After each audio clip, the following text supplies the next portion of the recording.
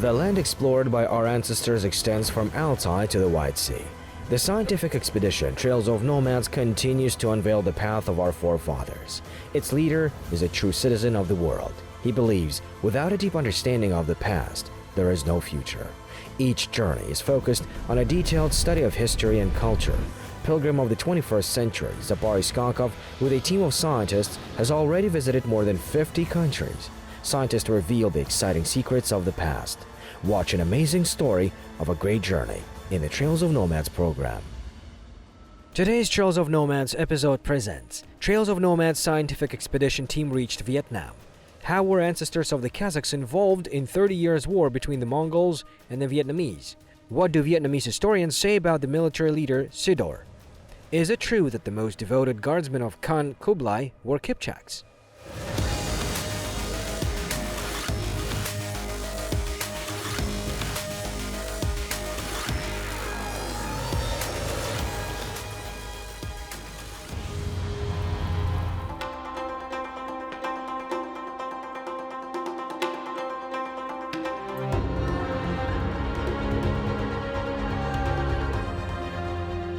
The Trails of Nomads expedition led by a global citizen, famous traveler Zapari Skakov headed to Southeast Asia. Ancestors left their legacy in this part of the earth as well. Vietnam is a country on the Indochina Peninsula. In the west, it borders with Laos and Cambodia, in the north with China. The east and southeastern part of the country is washed by the China Sea. In the 13th century, the army of the Yuan Empire invaded the country along the sea.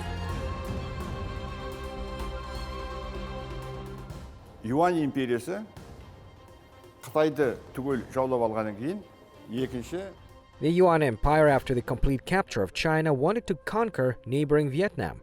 Then this country was not called Vietnam. The state consisted of two parts. The first is Dai Viet, the second is Champa.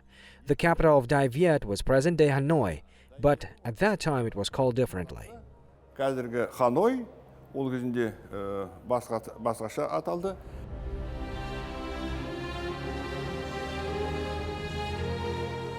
The city of Hanoi in those days was called Thang Long. Now this city is the capital of Vietnam, its political and cultural center. More than 7 million people reside here. The city has large enterprises and educational institutions. The mausoleum of the first president of the Democratic Republic of Vietnam, Ho Chi Minh, is located in the main square of Hanoi. Scientific expedition members started their research in the city of Vietnam.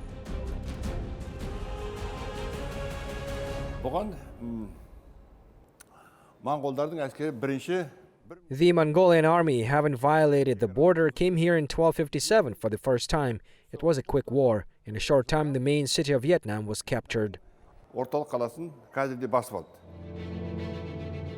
That Mongolian army included warriors of the Turkic-speaking tribes inhabiting the Dashti Kipchak steppes. Today, the streets of the main city are full of cars and motorcycles. In the 13th century, there were numerous Turkic warriors, the ancestors of today's Kazakhs, on horseback. Now, of course, it is difficult to imagine such a picture. Nevertheless, Vietnamese colleagues confirmed historical facts and information proving this. When the Mongol army crossed the border and attacked, the Vietnamese people stubbornly resisted. There is information that local people wrote a battle cry on their shoulders, "Death to the Tatars." This suggests that there were a lot of Turkic peoples in the Mongol army.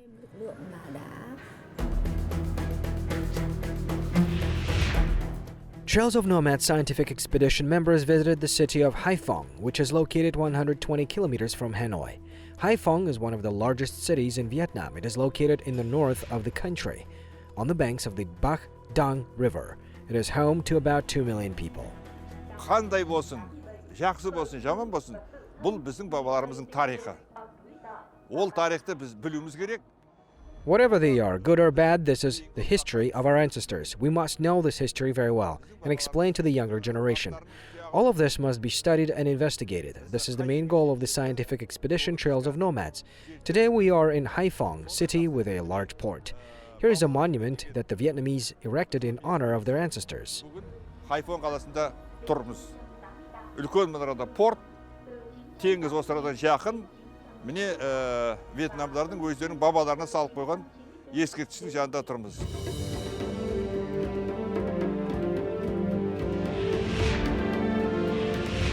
The monuments mentioned by Saparskakov are located in the Bahdang Diang relic complex, 20 kilometers from the center of Haiphong. This place of historical, cultural, and religious value is sacred to all Vietnamese. The complex Bahdang Giang shows the entire heroic history of Vietnam. It implies the national spirit, religion, mentality, and state ideology. Therefore, numerous tourists coming to Vietnam from all over the world surely visit this complex.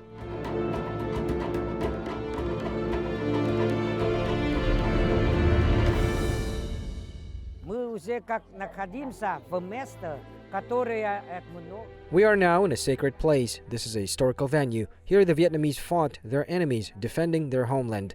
To my right, Le Dai Han, Ngo Quyen, and Tran Hong Dao are glorious heroes of our land. They were all victorious at sea battles.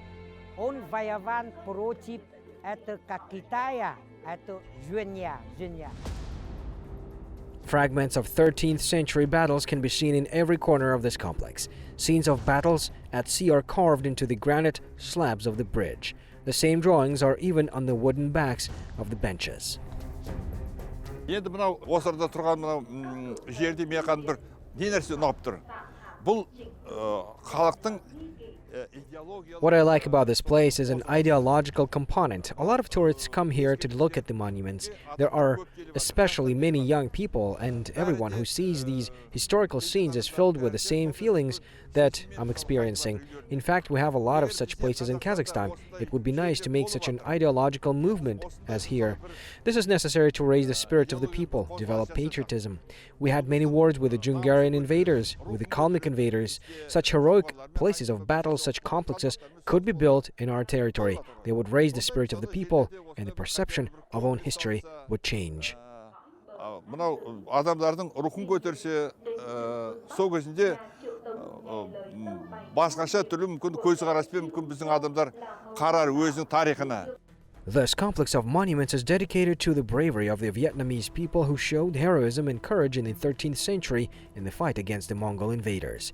The army of Kublai Khan, under the command of the military leader wereancestors in 1257, brutally destroyed the people of Dai Viet because their ruler executed the ambassador sent by the Yuan Empire. The great bloodshed was revenge for this act. Біздің бабаларымыз жауынгер болды. Содан кейін Kublai Khanның әскеріне кіргеннен кейін Our ancestors were warriors. They served faithfully in the Kublai army, so they were forced to participate in this. Our ancestors may have been buried here, and their remains lie in the ground. Of course, we do not know this. Many people died here, including those who arrived here, both from the war and from diseases. көп адамдар өлді. Аурудан өлді, соғыстан өлді.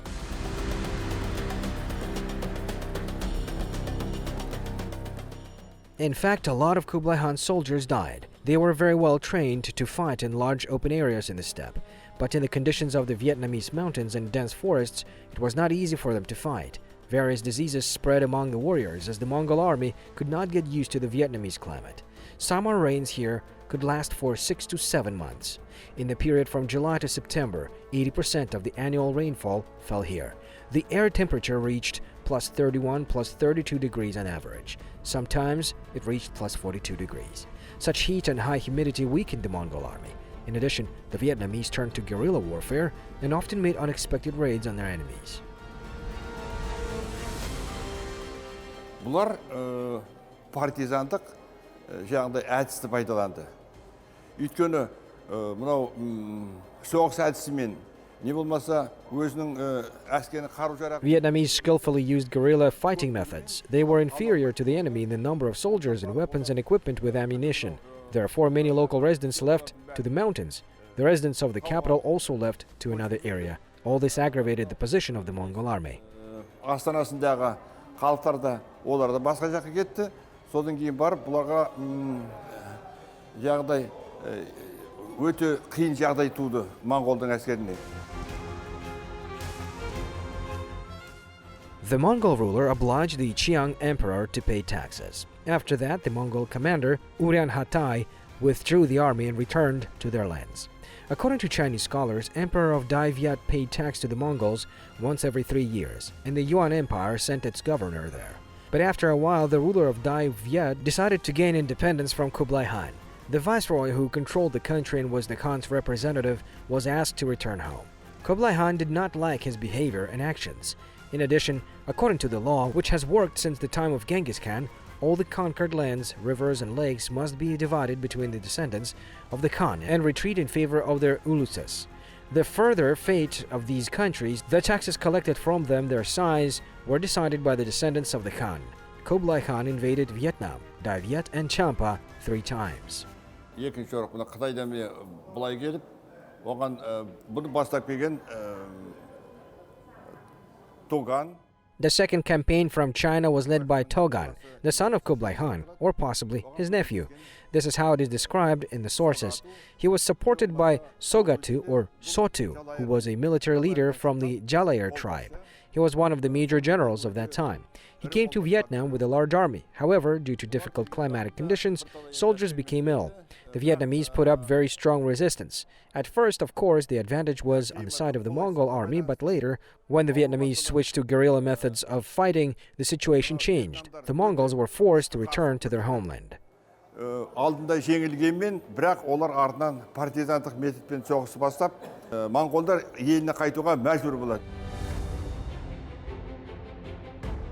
The event narrated by Sapar Skakov took place in the period from 1284 to 1285. The National Museum in Haiphong keeps a map of the battle between the armies of the Yuan Empire and Vietnam. It clearly shows which army and in which direction was moving. For example, during the second campaign, when Togan's army was going down the Hong Ha River, it met with the Dai Viet army led by Chan Huang Hai. The latter inflicted a crushing defeat on Togan, and the Mongol army was forced to return. Chang Xingdao defeated another Mongolian commander, Sogatu, so Kublai Khan was defeated for the second time. The following year, a new attempt was made. However, he was not able to provide his army with ammunition and provisions. Thus, in 1287, the Mongol army opposed Vietnam for the third time. Әрине, ондай жеңіс тапқаннан кейін Құбылай хан өте оған ренжіп. Of course, after such a defeat, Kublai Khan was furious and began the third campaign. He sent here all the forces that were preparing for the campaign against Japan. In 1287, the third campaign began. Kublai Khan ordered to capture Vietnam. They first came by sea. Ground forces entered the country from the north. It was planned to encircle Vietnam from the north and south to destroy the country completely. But the third campaign, as well as the first and the second, was unsuccessful. Mongols used to fight only in open areas. They were helped in this by horses. In Vietnam, the situation was very different. It was humid and damp here. A dense forest made it difficult to advance. Mosquitoes, midges, disease, and partisan raids all this weakened the Mongol army. Су, орман, маса, ауру и партизандар. One of the large detachments that came to Vietnam was headed by a native of the Kipchaks, a military leader named Sidur. Historical sources confirm it. It is noteworthy that only Mongols could lead the troops at that time. Therefore, the fact that Sidur was allowed to command the army speaks of the great influence of the Kipchak Turks on the Mongol elite. Archaeologist, candidate of historical sciences Yaroslav Pilipchuk conducted research on the Kipchak military leader Sidur and wrote an article on its results. According to him, Sidur began to work with the Mongols in 1273, after the death of his father Tosun. In 1274, he took part in a campaign against the southern Song dynasty. In 1280, Kublai Khan appointed Sidur the head of the Imperial Guard. Sidur led one of the largest detachments in Vietnam. He personally took part in dozens of battles. He captured the Tsotsijen fortress. When the army of the Yuan Empire was surrounded, his detachment, formed from the Kipchaks, broke through the encirclement. 1287 жылы Құбылай хан баласына туғанға ренжіп, үшінші жорық жасаған уақытында өзінің оққа қарларынан тұратын. In 1287, Kublai Khan was furious with the son of Togan because of the defeat and began to gather new forces for the third campaign. He sent his personal guard to Vietnam, which consisted of his bodyguards, the best warriors. In modern terms, it was the special forces, the elite. These were two tumens, or two detachments of 10,000 men. Only 20,000 warriors, most of them were Kipchaks. The commander of the detachment was Sidur, a Kipchak by birth. He came with 2 tumens in 1287 and easily conquered the capital of Vietnam. Then he headed south and was defeated there. Aldı, basып aldı.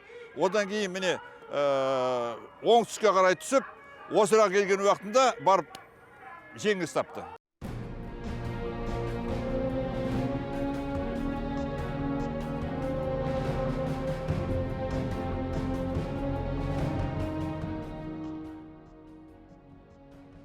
The Russians called the Kipchaks polovtsy. Western Europeans called them cumans. They are indeed a very warlike people. They were very good at martial arts, were excellent horsemen and archers, very hardy and brave. Therefore, the Mongol rulers always trusted them and appointed the Kipchaks to the highest military posts. Military leader Sidur, who commanded a huge detachment during the campaign in Vietnam, is a vivid confirmation of it.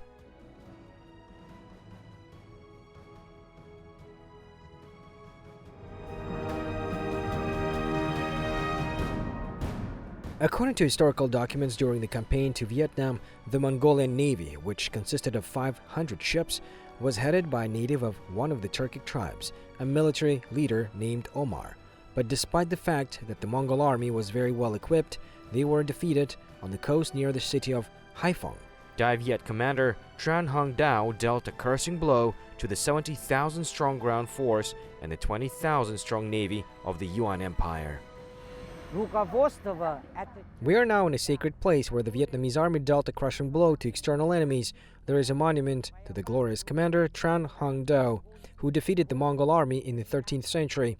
In this war, the Mongol army was led by 3 famous generals. The main army was under the command of the Mongol Batir Togan, a large detachment formed from the personal protection of Kublai Khan. Was headed by Kipchak-born military leader Sidur. The fleet was led by a commander named Omar. However, the victory was on the side of the Vietnamese commander Tran Hung Dao. These stakes are witnesses to the bloody events of those distant times. The main reason for the great victory of the Vietnamese people is the military tactics invented by the Dai Viet commander Tran Hung Dao. The decisive battle took place not on land, but on the Bac Dang River. Tran Hung Dao ordered wooden stakes with sharp iron tip to be driven to the bottom of the river. These sharp stakes were not visible when the water rose in the river, so the Mongolian fleet fell into a trap. Their ships came across sharp stakes and sank to the bottom. Behind me is a painting drawn in 1979 by the honored artist of Vietnam. It depicts the last battle between the Kublai Khan army and the Vietnamese army led by Tran Hung Dao. You see Mongolian ships stumbled upon sharp stakes and sank. The surviving ships were fired upon from bows and burned during reaching the shore. Когда монгольское войско попали на территорию Вьетнама под руководством героя Вьетнам Чен Хung Dao. Вьетнамдардың сондай бір ерлікпен соғысқаны, олардың жауынгерлігі, олардың ұйымшылдығы, бұлар сондай The Vietnamese fought very bravely. They're also a very warlike people, very organized. They repeatedly defended their homeland from invaders, the French, the Americans. Despite all the power of America, it could not defeat the Vietnamese. Our ancestors, who were military leaders, also took part in the war. They led the army. This is not their fault, since at that time the emperor of the Yuan Empire, Kublai Khan, ordered them to fight, and the soldiers must follow orders. They also fought bravely and won many victories. Perhaps there are burials of ancestors in this country. Сондықтан олар өз жағынан қараған уақытында оларды ерлікпен соғысты, талай жерді алды. Енді біздің бабаларымыздың мүмкін сүйегі де осы жақта қалды. The National Museum in Haiphong exhibits many artifacts from that period. For example, these large stakes are evidence of the bloody battle that took place 800 years ago. Perhaps they also have the blood of their ancestors. These arrowheads may have belonged to our ancestors, and who knows, maybe they once hung on their belts with a bow and quivers with arrows. These daggers and sabers are also possibly from the combat arsenal of our ancestors. Each Turkic warrior, as you know, had 5 types of weapons. Following the traces of brave ancestors, the expedition members also visited the Vietnamese city of Quy Nhon. We will talk about it in our next episode.